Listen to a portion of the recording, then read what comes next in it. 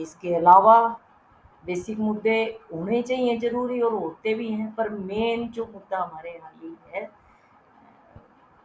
ऊपर वाले की कृपा से हरियाणा में बेसिक नीड्स की इतनी ज़्यादा दयनीय स्थिति नहीं है। हम तो होना चाहिए एक क्वालिटी स्तर का जो काम कह सकते हैं, ऐसे नहीं, कमियां हमारे में भी हैं, हम ऐसे नहीं कहेंगे कि हम 100% ठीक है। बट मेन मुद्दा यही रहता है कि हमारे यहाँ जो है चुनाव जो है उसके क्षेत्रीय मुद्दे जो हैं हरियाणा में थोड़े से अलग तरह के हैं। चुनाव के दौरान जो बेहिसाब पैसा जो खर्च होता है शोशेबाजियों में, शौक में, अननेसेसरी चीज़ों में, तो उनके प्रति जागरूकता और उनके प्रति जो गंभीरता जो है वो बहुत ज़रूरी है। हरियाणा की धरती पे सर्वविदित है कि महाभारत का युद्ध हुआ, तो वहाँ भी मुद्दा जो है वो यही था कि कौन बड़ा। राजकुमार तो सभी थे, दुर्योधन को लगता था मेरा सर सत्ता कायम होनी चाहिए, और पांडव तो लड़ ही रहे थे।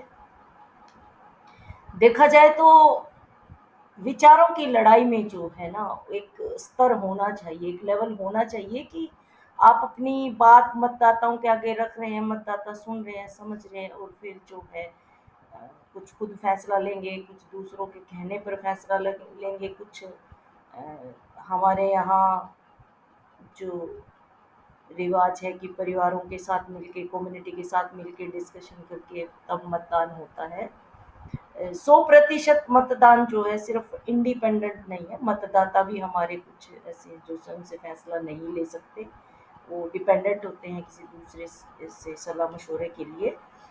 तो एज अ मतदाता हमें क्या देखना चाहिए? एज अ मतदाता हमें ये देखना चाहिए कि चाहे पार्टी हमारे क्षेत्र में कोई भी हो, लेकिन किस कैंडिडेट का काम बहुत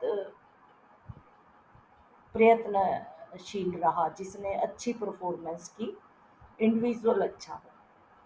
21वीं सदी में जब हम हैं तो हमें थोड़ा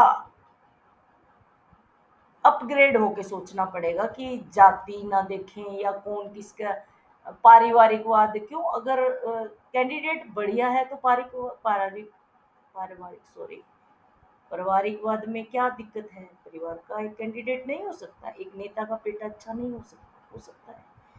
काम अगर अच्छे कर रहा है तो उसको क्यों नहीं मौका मिलना चाहिए? क्या उसका कसूर थोड़ी है कि वो उस परिवार में पैदा हुआ पहले से ही जिसमें राजनीतिक पृष्ठभूमि थी।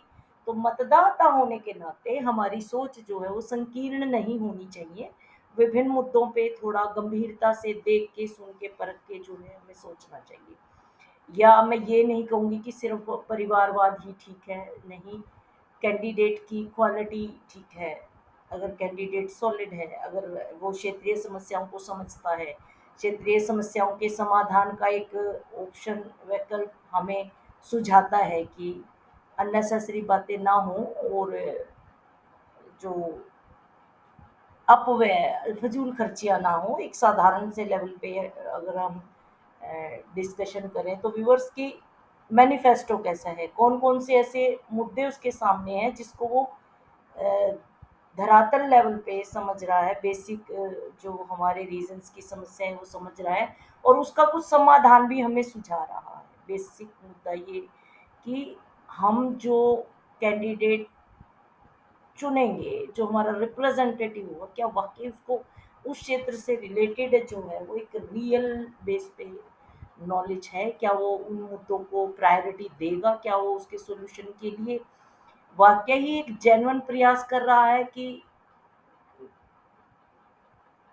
मतदाताओं को उलझाने की कोशिश कर रहा है, कहा जाए तो वो हमें देखना होगा। और चुनाव करते समय हमें अपने हिसाब से जो हमें अपने विकास के लिए ज़रूरी चीज़ें हैं, वो एक आम जन के विकास के लिए जो चीज़ें ज़रूरी हैं, उसमें प्रयासरत रहा, या तो उसकी पार्टी प्रयासरत रही, या तो उसने अपने क्षेत्र में कोशिशें की, जो कि हमें जेन्युइन दिखाई देती हैं। तो हमारे चुनाव का जो आधार है हम यही रखते हैं। धन्यवाद व्यूवर्स। कुछ और बातें किसी और